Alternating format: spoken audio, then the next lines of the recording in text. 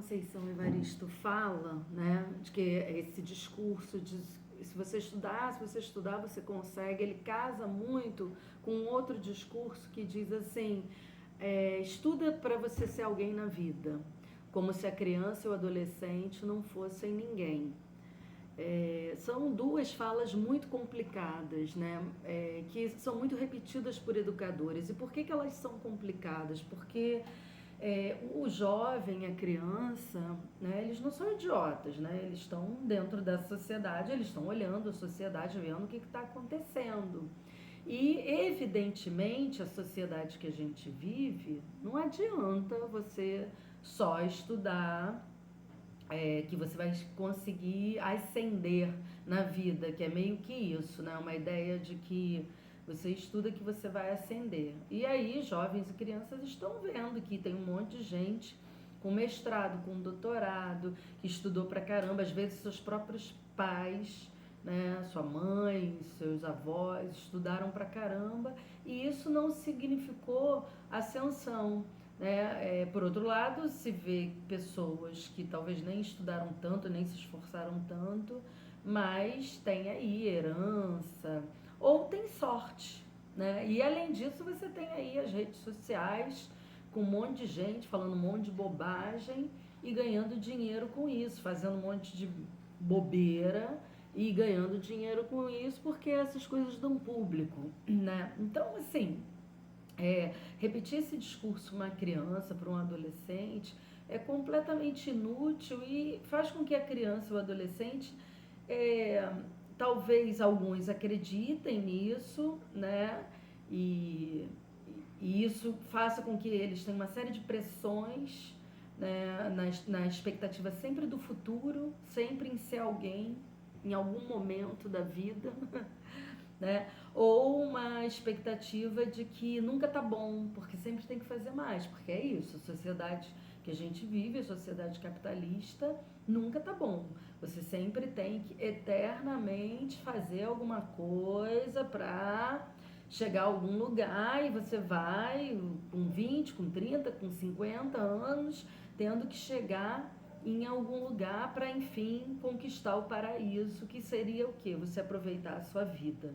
Então, assim, esse discurso, ele é um discurso que para muitos não cola mais, então não faz com que a criança e o adolescente estudem mais por isso.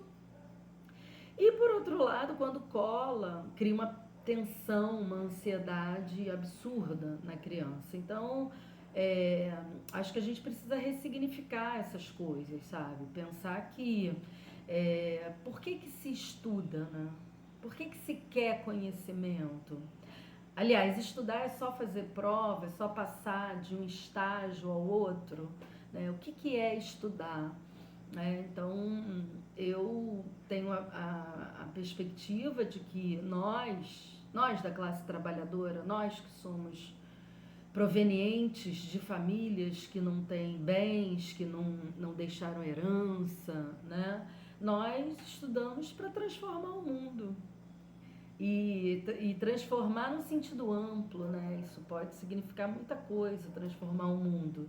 Mas a gente estuda para isso, para ter percepção das coisas da vida num outro patamar, que não um patamar do senso comum, né? Para que a gente possa ver além do que está estampado à nossa frente, para que a gente possa construir opiniões próprias, conhecimentos que nos permitam estar em vários lugares, sabendo onde estamos, por que estamos e de que forma estaremos ou ficaremos, ou se não ficaremos, né?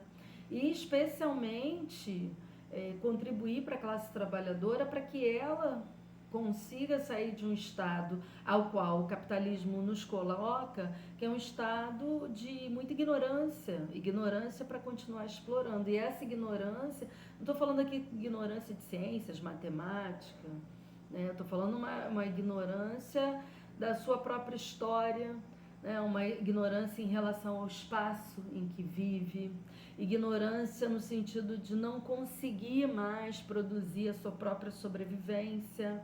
Então nós temos cidades em que as pessoas vivem em locais pequenos, ou em apartamentos, ou em casas pequenas, sem quintal, então ela não consegue produzir sua comida, ela não consegue produzir, né, a sua sobrevivência, ignorância em relação ao, ao lazer, né, quando ela consome uma série de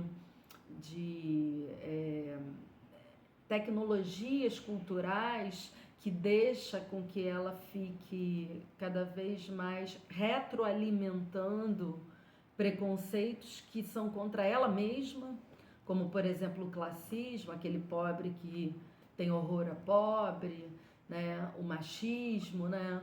Que ferra com as mulheres da periferia principalmente, mais do que as mulheres burguesas, porque as burguesas pelo menos têm alguma condição de diminuir algum nível de opressão, como por exemplo a opressão da casa, né, das tarefas domésticas, a trabalhadora não, trabalhadora periférica pobre, né, a ignorância do racismo, que faz com que muitas vezes o preto tenha ódio do preto. Enfim, esse conjunto de ignorâncias que não vai ser essa escola que vai resolver, porque essas ignorâncias, infelizmente, ainda estão na escola, né? Então, a classe trabalhadora ela precisa de mecanismos, de tecnologias múltiplas para adquirir conhecimentos, para que ela saia de uma situação de opressão, sabendo que não é só o conhecimento literário, né? Não é só o conhecimento da linguagem escrita, mas o conhecimento do diálogo, né? O conhecimento daquele que os nossos antepassados nos deixaram, que a gente guarda, que é o momento de passar para os próximos, mas a gente não tem um tempo mais, porque o capitalismo rouba o nosso tempo. Então, eu acredito que é disso que a gente tem que falar quando a gente está falando sobre escola, sobre conhecimento, né? E a escola é um outro papo, né? Porque a escola é um mecanismo do Estado de controle, né? A escola, ela se engana quem acha que a escola, ela é um lugar que transforma mentes. Não, muitas vezes não, né? Pode acontecer, pode não acontecer.